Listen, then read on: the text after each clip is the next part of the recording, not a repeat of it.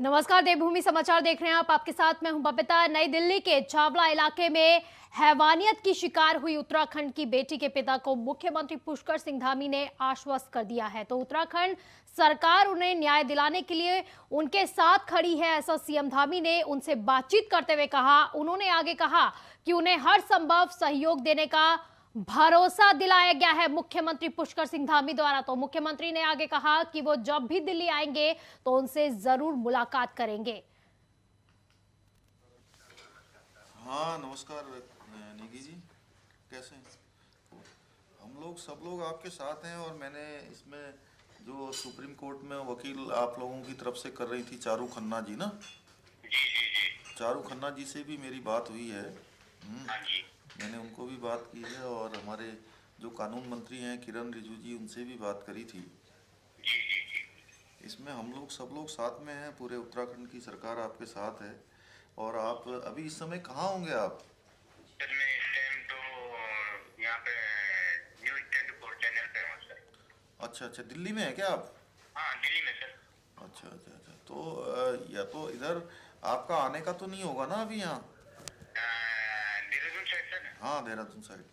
Sir आएंगे जब आप बुलाएंगे, लेकिन अभी जरा थोड़ा सा अभी ये प्रेशर चल रहा है, इस पे चल रहे हैं। इसके बाद देखता हूँ मैं। अच्छा ठीक है, नहीं तो फिर मैं दिल्ली आता हूँ तो वहीं आपसे भेंट कर लूँगा, जी, है ना? आप दिल्ली आएंगे जिस दिन आप मेरे को बुला लीजिए, हम दोनों मियाँ बीवी आपसे मिल लेंगे। नहीं, बिल्कुल ठीक है। और इसमें हम लोग सब आपके साथ हैं, जो भी करना होगा। हमारी बेटी है वो, है ना, आपके साथ पूरा उत्तराखंड खड़ा है। हम लोग सब साथ में खड़े हैं। जहाँ भी जैसी ज़रूरत होगी हम लोग भी बात कर रहे हैं। जो भी हम लोगों से मदद होगी यहाँ से हम लोग ज़रूर करेंगे इसमें आपको न्याय दिलाने के लिए बेटी को, ठीक है ना? जी सर। ठीक है निकी जी, फिर हैं? जी सर। ठीक है। नमस्कार। नमस्कार सर, नमस्कार। तो छावड़ा गैंगरेप मामले में सीएम धामी ने पीड़ित परिवार से बातचीत की है। तो उच्चतम न्यायालय ने उत्तराखंड की बेटी के आरोपियों को बरी कर दिया था।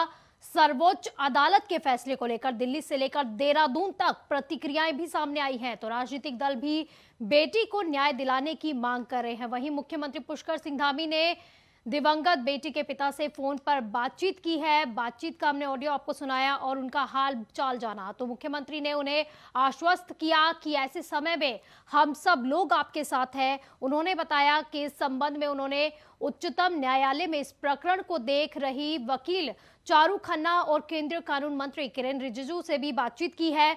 मुख्यमंत्री ने कहा कि उत्तराखंड की बेटी है, न्याय दिलाने के लिए हम हर संभव प्रयास करेंगे। आएंगे जब आप बुलाएंगे, लेकिन अभी जरा थोड़ा सा अभी ये प्रेशर चल रहा है, इस पे चल रहे हैं। इसके बाद तो इसी पर ज्यादा जानकारी के लिए हमारे संवाददाता सौरभ भाटिया हमारे साथ जुड़ गए हैं। सौरभ, छावड़ा गैंगरेप मामले में अब सीएम धामी ने भी पीड़ित परिवार से बातचीत की है। बिल्कुल, देखिए किरण नेगी के पिता से बकायदा मुख्यमंत्री पुष्कर सिंह धामी ने बात की है। किरण नेगी के पिता बकायदा अभी भी दिल्ली में रह रहे हैं, जो अभी भी कोर्ट के कामों में जो है व्यस्त दिखाई दे रहे थे। मुख्यमंत्री ने उन्हें हर संभव मदद दिए जाने की बात भी कही है। उन्होंने ये भी जरूर कहा है कि केंद्रीय कानून मंत्री के साथ ही उनके जो वकील हैं उनसे भी बातचीत हुई है। सरकार के द्वारा बकायदा पूरी मदद की जाएगी न्याय दिलाने में। जिस प्रकार से जो है किरण के पिता मुख्यमंत्री से मुलाकात करने की बात कह रहे हैं, बकायदा ये कहा जा रहा है कि मुख्यमंत्री जिस दिन दिल्ली जाएंगे उसी दिन जो है किरण के पिता से भी जो है मुलाकात सीएम धामी करेंगे। जी सौरभ, लेकिन आपसे जानना चाहेंगे क्योंकि उच्चतम न्यायालय की बात हो रही थी, छावड़ा गैंगरेप मामले में जो आरोपी थे उन्हें बरी क्यों किया गया? देखिए, ये सुप्रीम कोर्ट के द्वारा जो है एक आदेश जारी हुआ था, जिसके बाद जो है बकायदा राज्य सरकार ने ये जरूर कहा है कि पुनर्विचार याचिका जो है दायर करने में पूरी मदद की जाएगी। राज्य सरकार की तरफ से जो है वकील जो है यहाँ पर खड़े किए जाएंगे, जिससे किरण को समय से न्याय मिल सके। लंबा समय बीत जाने के बाद भी न्याय नहीं मिला था, जिसके चलते तमाम लोग जो है खफा भी दिखाई दे रहे थे। उत्तराखंड की राजनीतिक सरगर्मियां भी इसके बाद तेज हुई थी, जिसके बाद मुख्यमंत्री ने केंद्रीय कानून मंत्री से भी बातचीत की और इसके साथ ही जो सुप्रीम कोर्ट में किरण की वकील है उनसे भी बातचीत की है। जी, लेकिन सौरभ, छावड़ा गैंगरेप मामला था, उसमें आरोपी थे, उन्हें बरी कर देना ये तो उन सभी महिलाओं और उन सभी लड़कियों के लिए एक नाइंसाफी जैसा हुआ है। देखिए, क्योंकि कोर्ट का विशेष अधिकार है, कोर्ट जो इस पर डिसीजन देता है, इस पर कुछ कह पाना जो है संभव नहीं है। बकायदा जो है ये जरूर कहा जा रहा है कि इस फैसले पर सरकार जो है पुनर्विचार याचिका दायर करेगी। जी, तो पीड़िता के परिवार से जब उन्होंने बातचीत की, पिता से बातचीत की, तो क्या कुछ रिएक्शन भी उनका सामने आया? क्योंकि सीएम धामी ने जब उनसे बातचीत करके उन्हें आश्वासन दिया, तो क्या कुछ रिएक्शन भी पीड़िता के परिवार वालों के सामने आया है? तो देखिए किरण के पिता के द्वारा जो है उनसे जरूर मांग रखी गई थी कि लंबा समय बीत जाने के बाद जब जो है कोर्ट से इस तरीके का डिसीजन आएगा जिस चीज की उम्मीद नहीं की गई थी, बकायदा मुख्यमंत्री ने आश्वासन भी दिया और ये भी कहा है कि किरण के साथ जो है किसी प्रकार का नाइंसाफ नहीं होने दिया जाएगा। इंसाफ कराने के लिए बकायदा उत्तराखंड की सरकार जो है केंद्र सरकार के साथ बातचीत भी करेगी और कोर्ट में पुनर्विचार याचिका के तहत जो है तमाम वकीलों को भी जो है इस पे खड़ा किया जाएगा। जी चलिए, बहुत बहुत शुक्रिया आपका इन तमाम जानकारी के लिए।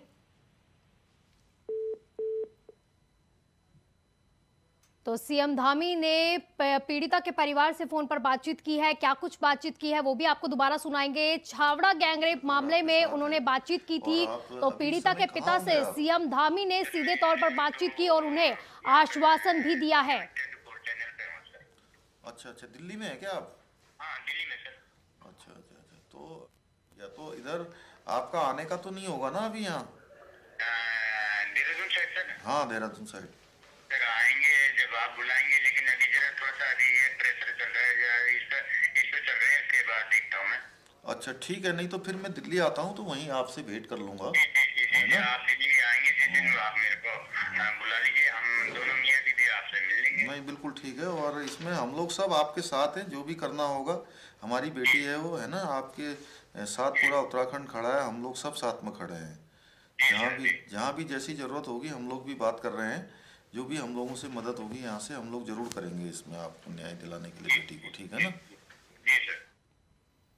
तो वहीं देहरादून से इस वक्त की बड़ी खबर आपको बता रहे हैं। कई सेवानिवृत्त अधिकारियों ने बीजेपी की सदस्यता ग्रहण कर ली है। तो प्रदेश अध्यक्ष महेंद्र भट्ट की मौजूदगी में ये सदस्यता ग्रहण कराई गई है। तो महेंद्र भट्ट ने सभी का संगठन में स्वागत भी किया है।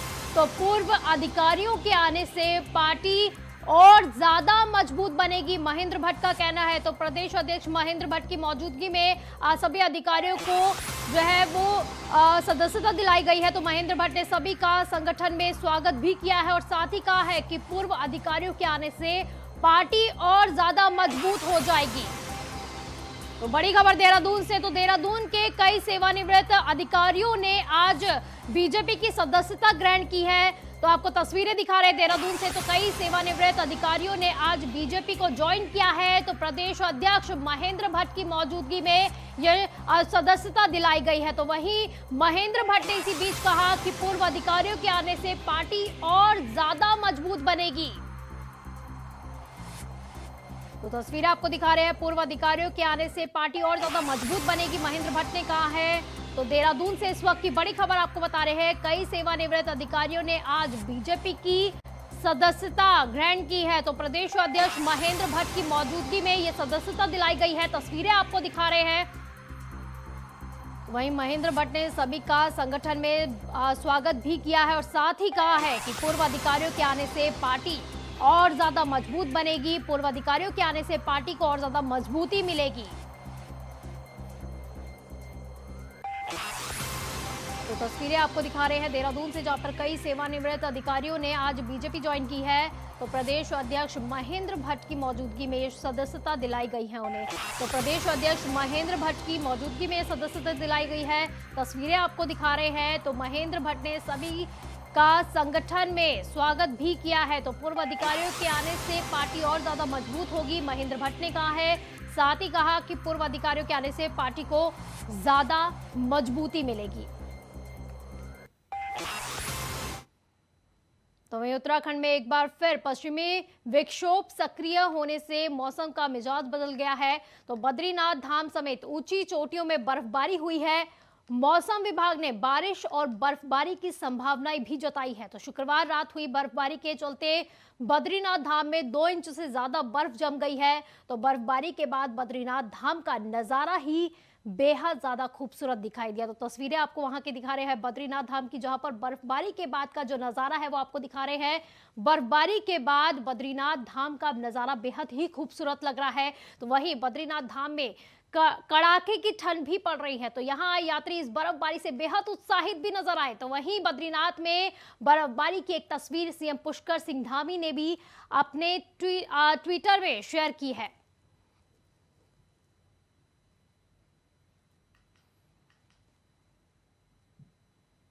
तो ऊंची चोटियों में बर्फबारी हुई है। तस्वीरें आपको बद्रीनाथ धाम की दिखा रहे हैं, जहां पर 2 इंच तक बर्फबारी हुई है। तो बद्रीनाथ में बर्फबारी की जो तस्वीरें हैं खुद सीएम धामी ने भी पोस्ट की है अपने ट्विटर अकाउंट में। तो बद्रीनाथ में हुई बर्फबारी, ऊंची चोटियों में बर्फबारी हुई है। इसी बीच में जो है सभी यात्री काफी ज्यादा उत्साहित नजर आए।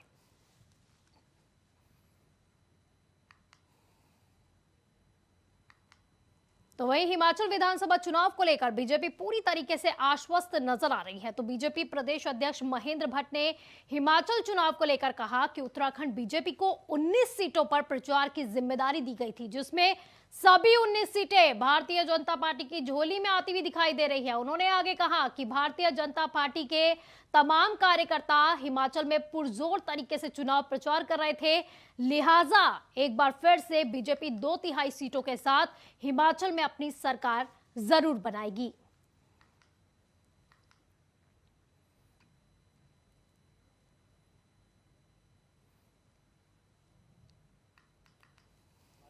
मैं कह सकता हूँ हमारे कार्यकर्ता कल जब वापस आए तो हमने उनके साथ समीक्षा वार्ता की है और 19 सीटें हमको दी गई थी।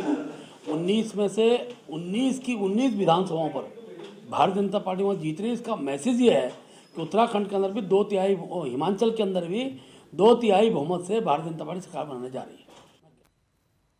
वहीं उत्तराखंड सरकार ने राज्य को ड्रोन प्रदेश बनाने की कवायद शुरू कर दी है। ऋषिकेश स्थित आईडीपीएल के हिलट्रॉन परिसर में राज्य का पहला कंप्यूटर और ड्रोन प्रशिक्षण केंद्र खुल गया है, तो जिसका शुभारंभ शुक्रवार को मुख्यमंत्री पुष्कर सिंह धामी ने वर्चुअली रूप से किया।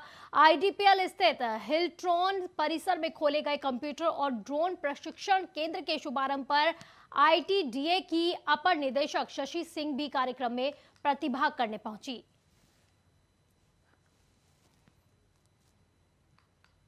तो जो पीएम मोदी द्वारा एक सपना देखा गया था प्रदेश में ड्रोन को शुरू करने का, ड्रोन केंद्र बनाने का, तो वो सपना अब साकार होता हुआ दिखाई दे रहा है। तो ड्रोन तकनीक से कहा जा रहा है युवाओं को भी ज्यादा से ज्यादा रोजगार मुहैया कराए जाएंगे। तो पीएम मोदी का ये जो ड्रोन प्रदेश है बनाने का जो सपना था अब साकार होता हुआ दिखाई दे रहा है। तो ऋषिकेश से शुरुआत हो चुकी है। तो ऋषिकेश में पहला ड्रोन ट्रेनिंग सेंटर खोला गया है। तो तस्वीरें आपको ऋषिकेश की दिखा रहे हैं जहां पर पहला ड्रोन ट्रेनिंग सेंटर खोला गया है। पीएम नरेंद्र मोदी ने ड्रोन प्रदेश का एक सपना देखा था जो अब धीरे धीरे साकार होता हुआ नजर आ रहा है। तस्वीरें आपको सीधे ऋषिकेश की दिखा रहे हैं जहां पर ड्रोन सेंटर खोला गया है, ट्रेनिंग सेंटर खोला गया है। सीएम पुष्कर सिंह धामी ने वर्चुअली तौर पर इसका शुभारंभ किया है। तो पीएम नरेंद्र मोदी ने जो एक सपना देखा था अब सीएम धामी उसे धीरे धीरे पूरा करते हुए नजर आ रहे हैं।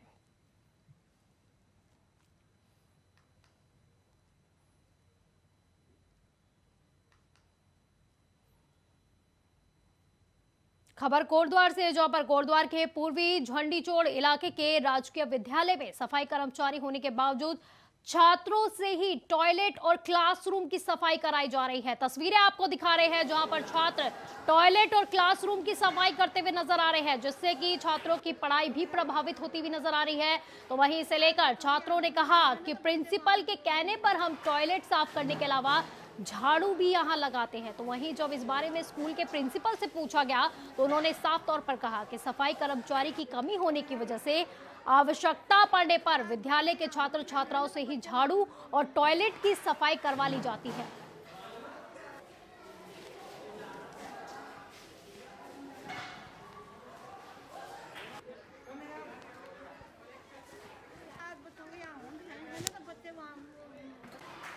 मैम एक स्वीपर यहाँ कर रहे थे और वो अपना कार्य करता है। उसके पश्चात आवश्यकता अनुसार कभी जरूरत पड़ती है हम सब अध्यापक लोग भी सहयोग करते हैं। हमारी जो टीचर्स साथी हैं, मैडमें हैं, वो सब सहयोग करते हैं और बच्चों का भी उसमें सहयोग हम लेते हैं। ये की बात करने में हमें कोई गुरेज नहीं है। और राष्ट्रीय सेवा योजना के अंतर्गत भी हम ये काम करते हैं। जितनी झाड़ियाँ जहाँ पर होती है, कहीं पर गंदगी होती है, वो सब जो है जो कार्यक्रम अधिकारी होते हैं, अध्यापक साथी हैं और बच्चे जो है वो सब मिल करके इन कार्यों को संपादित करते हैं। वॉशरूम मैम हम साफ करते हैं हमेशा की, माने हर लड़कियों की ड्यूटी लगी रहती है वॉशरूम साफ करने की। और तो और कभी लड़के भी झाड़ू मारते हैं, हम ही नहीं मारते, लड़के भी मारते हैं झाड़ू, लेकिन वॉशरूम हम ही करते हैं साफ। माने 6 से लेकर 8 तक हम 4 या 5 लड़की वॉशरूम साफ। बच्चे अब ना भी करते लैट्रिन बाथरूम साफ, मैम उनके लिए कोई वो नहीं है साफ सफाई करने वाला, तो सर लोग भी मदद करते हैं उनके साथ।